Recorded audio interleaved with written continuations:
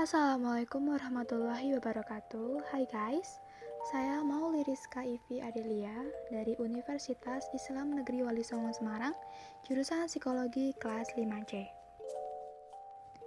Hari ini saya akan menjelaskan tentang kebutuhan dan juga layanan pendidikan untuk anak remaja berkebutuhan khusus Attention Deficit Hyperactivity Disorder atau ADHD. Seperti yang sudah kita ketahui bahwa sebagian besar anak dengan Attention Deficit Hyperactivity Disorder menunjukkan gejala utama yaitu aktivitas yang berlebihan, tidak dapat diam, selalu ingin bergerak, tidak mampu memusatkan perhatiannya, dan juga menunjukkan impulsivitas yang mengakibatkan anak memiliki kesulitan belajar dan juga kesulitan berinteraksi dengan anak lain. Keadaan tersebut mengakibatkan berbagai kesulitan, seperti kesulitan belajar, kesulitan berperilaku, dan juga kesulitan dalam bersosialisasi. Menurut Sugiarmin, terdapat berbagai hal yang dibutuhkan oleh anak ADHD, yaitu yang pertama berkaitan dengan kebutuhan pengendalian diri, yang kedua berkaitan dengan kebutuhan belajar.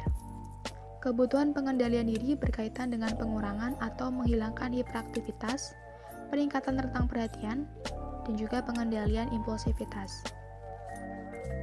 Beberapa kebutuhan pengendalian diri yaitu yang pertama, rutinitas struktur konsistensi, yang kedua fokus pada hal positif, yang ketiga penjelasan sederhana dan juga singkat. Selanjutnya yaitu kebutuhan belajar untuk anak ADHD ini sebenarnya sama seperti anak pada umumnya, yaitu memerlukan pengembangan diri melalui belajar. Hanya karena hambatan yang dialaminya, maka pemenuhan kebutuhan belajar pada anak ADHD tidak selancar pada anak umumnya. Untuk memenuhi kebutuhan belajar anak ADHD tidaklah mudah. Dibutuhkan pengetahuan, juga keterampilan yang lebih, dan juga ketangguhan, kesungguhan, kesabaran dalam membantu anak belajar yang memiliki kebutuhan khusus. Dengan adanya pendidikan inklusif, dapat mengakomodasi semua peserta didik sesuai kebutuhannya. Apa sih pendidikan inklusif itu? Pendidikan inklusif merupakan pendidikan yang tidak diskriminatif dikarenakan memberikan layanan kepada semua peserta didik tanpa memperhatikan kondisi fisik, mental, intelektual, sosial, emosi, suku, ras, juga agama yang disesuaikan dengan kebutuhan peserta didik berkebutuhan khusus. Lalu ada Peraturan Menteri Pendidikan Nasional Nomor 70 Tahun 2009 tentang pendidikan inklusif. Yang pertama yaitu pemerintah kabupaten atau kota wajib menyediakan paling sedikit 1 orang guru pembimbing khusus pada satuan pendidikan yang ditunjuk khusus untuk menyelenggarakan pendidikan inklusif.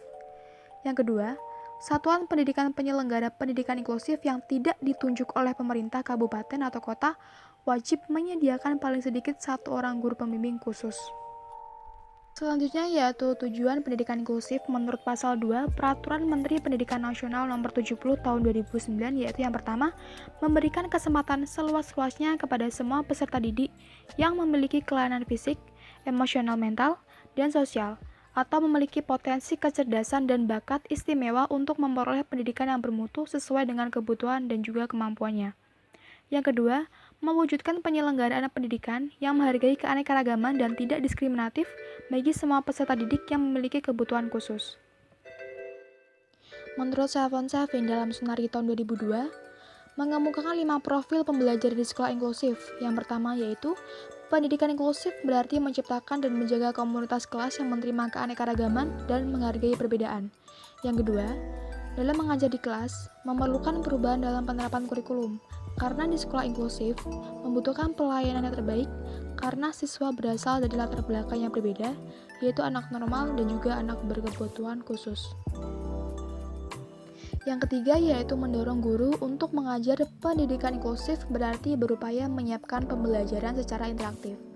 Yang keempat, pendidikan inklusif berarti penyediaan dorongan bagi guru dan kelasnya untuk menghapus segala hambatan dalam proses pembelajaran. Yang terakhir, yang kelima, yaitu pendidikan inklusif berarti melibatkan peran orang tua secara bermakna dalam proses perencanaan. Keberhasilan pendidikan inklusif sangat bergantung kepada partisipasi aktif dari orang tua pada pendidikan anaknya.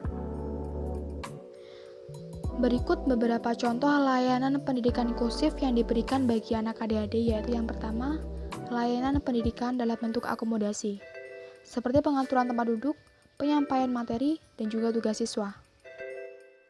Selanjutnya yang kedua yaitu adalah layanan pendidikan dalam bentuk instruksi seperti memulai pelajaran, kegiatan pembelajaran, dan juga menutup pelajaran. Yang ketiga yaitu layanan pendidikan guru dalam bentuk intervensi, seperti latihan keterampilan sosial, juga latihan memperhatikan.